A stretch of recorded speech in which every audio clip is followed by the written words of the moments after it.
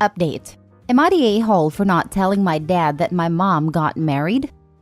Original post. My 17 female parents got divorced when I was 12 because my dad had a 2-year-long affair with mom's best friend. It was really shameful because mom's best friend was with her since they were 3. My mom had been pressured by dad's family that she forgives him, but instead, mom decided to divorce him. A lot of the family members actually stopped talking to my mom because of this, and some of her friends also took her BFF's side. For this reason, mom was very devastated. Over the years, she has been to 2 different therapists for the trauma she had. As for my dad, he dated my mom's best friend for a while before they broke up. That is when my dad realized he loved mom and tried everything to get her back. But my mom was stubborn and shut him off, and he was still on and off with Sylvia, mom's best friend. I had to be in this mess, especially with my dad who would always try to guilt trip me into convincing mom into getting back with him. I've heard from him things like, "I wish we were a family together. It was just a mistake. I'm willing to do anything to make amends. I want us to be a family again, but your mom doesn't want to." I had enough of it. So when I turned 15, I decided to stay with mom and only visit dad on weekends because I cannot handle his constant nagging. Also, because during that time, my mom started dating Jack, who was the father of my classmate. My dad found out and started asking questions after questions about Jack. He wanted me to spy on Jack, but I had enough of it, so I strictly told him if he doesn't stop this nonsense, I would cut him off completely. A few months ago, my mom announced that she will be marrying Jack within a few days. They got engaged that day and only wanted a small ceremony with just few family members.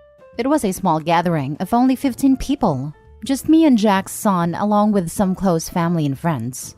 The wedding happened in Jack's backyard. They had photographer too, but my mom only recently posted the pictures after coming back from her honeymoon. My dad had no idea because mom didn't want him to know anything. She was afraid my dad would create some drama and cause a scene. I respected her wishes. Then my dad saw those photos and called me to confirm. I said yes, my mom got married a few months ago. My dad was angry. He called me a traitor and said I was an a-hole for keeping it away. That he has the right to know which man my mom was marrying. This was the last straw for me, and I told him to buzz off.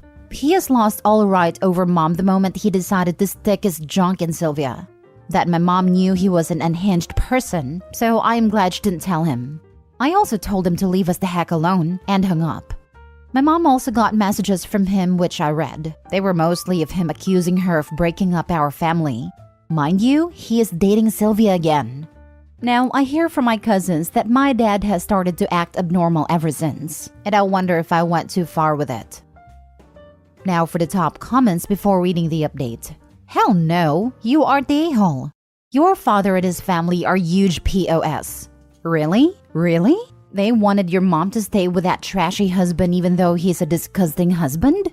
You were right. He lost any right on his former wife and his precious family the moment he cheated on her. Your mom had a really hard time overcoming the betrayal and divorce, and I'm glad she finally found someone worth it. Congratulations on your mom's wedding. Thanks. I am glad she found happiness on her own. I thought she might never date again, but Jack seems like a nice guy. I am still afraid what if it turns out like Dad? That sounds like a reasonable thing to be afraid of, considering what you've been through. I'm concerned it might be impacting you too much though. Do you think it might be helpful to discuss that fear with a therapist? I think it might help.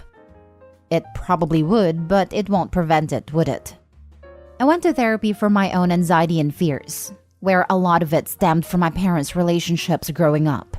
It's not about preventing it, but regaining control. I still have those thoughts, but they don't consume me anymore or incapacitate me. They used to control my decisions and how I formed relationships with people. Now I can rationalize through them and move past those anxieties. He's got no business involving his child in such things, and you're right to not give in to his demands. I think you already know that, but if you need to hear it, there it is. I don't know if it is right or wrong to let your ex-spouse know if you are getting married. I don't know the protocol. I just respected what my mom asked me to do since she didn't want many people to know about the wedding. You did the right thing. The only valid reason for him to care would be knowing who is around his child.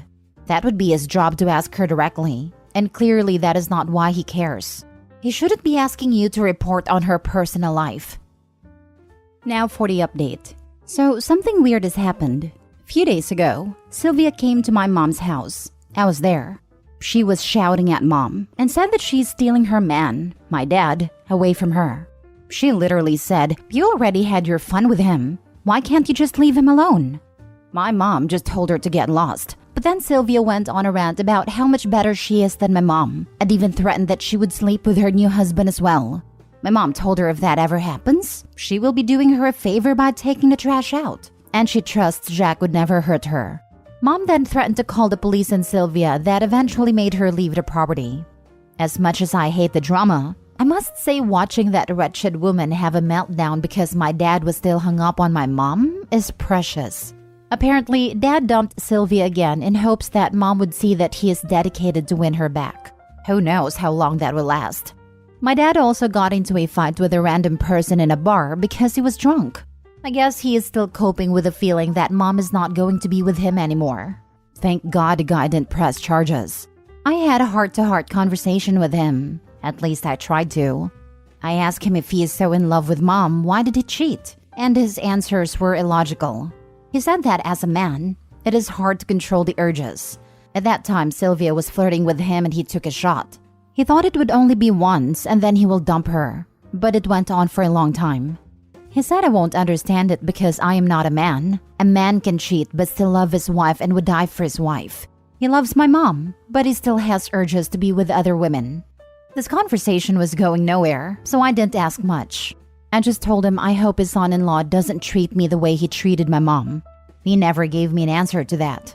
I still can't believe he would, to this day, think he's the victim. Anyways, I'm thinking about moving in with Mom permanently. I know Sylvia would come by his house now. Can anyone please help me understand what it means? Because I always thought you cheat because you do not love that person. Maybe I am wrong in some way.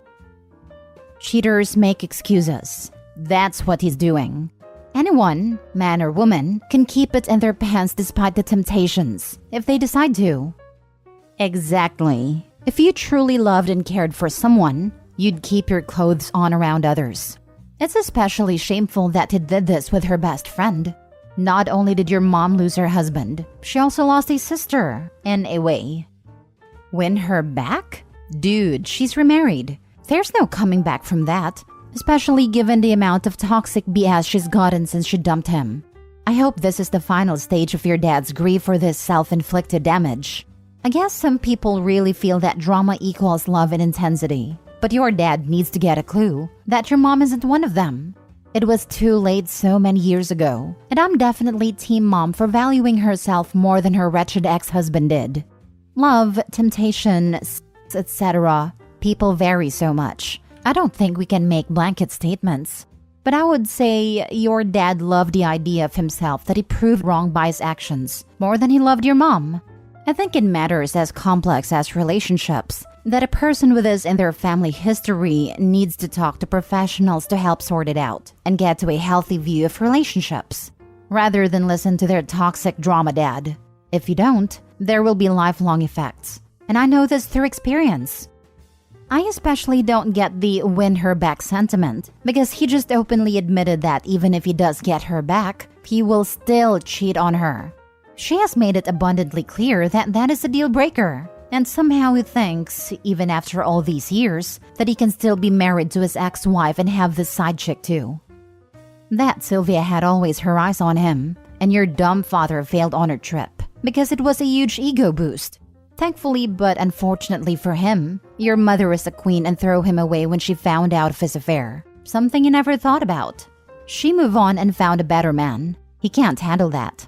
The reason he went to Sylvia again is just because he is pathetic and can't stay alone. There are plenty men who are devoted and faithful to their wives, so his disgusting excuses can go to trash. Now both of them are facing karma. Your father by losing definitely your mother, and that woman never getting the man she is obsessed with. Last story. Am I the a-hole for not letting my ex take our daughter and move in with her new boyfriend? I don't even know where to start. My ex and I co-parent a wonderful 9-year-old daughter. I am not my daughter's biological father. I found out she was not mine when she was 3. I left my ex but stayed in the life of my daughter because I was already dad and the bio father was not interested. We share 50-50 custody and have been able to co-parent effectively other than the last year. About 18 months ago, my ex got mad at me for having concerns about issues when she was parenting. I won't go into detail, but our ability to co-parent broke down. She took me to court and tried to force a DNA test and have my name removed from the birth certificate to where my daughter basically wouldn't have a dad. My daughter was 7.5 years old at this time, and I've been dad since before she was born. So I got an attorney, and long story short, it did not go well for her. At all. The hearing officer was disgusted by what she was attempting to do, as my daughter knew me as dad and we had an extremely close relationship. I'm a good dad, and I was able to prove it. So I basically got to dictate the terms of the parenting plan. My child support was drastically lowered from what I was paying, and I was allowed to claim my daughter every other year for taxes. After the parenting plan was put in place, we patched things up and got into a good rhythm of co-parenting like we once had. There was no more threatening to keep my daughter from me, and my ex respected me as a co-parent a lot more because she is terrified of going back to court again. I have proof of her drinking and driving one time with my daughter in the car, with voice recording of her admitting it, as well as a few other issues that have happened since going to court. Fast forward to a couple months ago, my ex meets a guy and starts spending a lot of time with him. From what my daughter and ex tell me, he is a pretty legit guy. I have no reason to have an issue with him. I hear nothing but positive stuff about him from my daughter. Well, after dating about 8 weeks, my ex tells me that she's going to move into his house about 1.5 hours away with my daughter. This would involve uprooting her from everything she's known, moving her farther away from me and having her change schools to a much more inferior school. My ex has a terrible track record with guys and has been in several harmful relationships. One of the men beat her so bad that he was one of my state's most wanted fugitives for what he did to her. But this was all before my daughter was born. He's my daughter's biological father. I told my ex that because the relationship has only been going on for 8 weeks, she was free to move in with him, but my daughter would not be joining them, and we would have to rethink the custody arrangement to where I have primary physical if they moved forward. My ex became irate and told me that her boyfriend, who she is very much in love with, is threatening to leave her if they don't move in together because of the distance between them. That was another red flag, that the relationship is so fragile that this could cause a breakup. I'm terrified that my ex is going to get herself in a position where she lives with this guy, and there'd be violence or fighting and she can't escape, and my daughter would witness all of this. Because that's the history my ex has with relationships. Every other relationship other than ours has had violence in it. I told my ex that she would renew her lease and I will renew mine. And a year from now, if they're still together and happy, I would be willing to move to that city as well to make it all easy for everyone and our daughter. And I would not contest my daughter living there. Part of me feels like I'm being inappropriate and controlling by basically dictating my ex's relationship terms. But the other part of me feels like my concerns are legitimate, and that my daughter's life should not be uprooted for a relationship that is only 8 weeks old, in its infancy. I feel like I have a moral responsibility to kind of put guardrails on some of the decisions my ex makes when it affects my daughter, due to her terrible decisions in the past. I have sacrificed a lot in life to make sure my daughter has a stable life, and I've always made myself the most stable person around her. It's why we have such a close relationship. I know it's a long story and there is more to it, but am I being a controlling a-hole here? I want my ex to be happy. She deserves that. But I also have to watch out for my kiddo. I am using the threat of legal action to control my ex. That's a fact. And I'm not at all afraid to follow through with it. Not a-hole, and it sounds like you're the only parent who's putting your daughter's needs first. Keep doing that, because it's clear your ex isn't. She tries, and she certainly loves our daughter. But she just makes bad and selfish decisions sometimes. Does your custody agreement with your ex contain any geographical restrictions?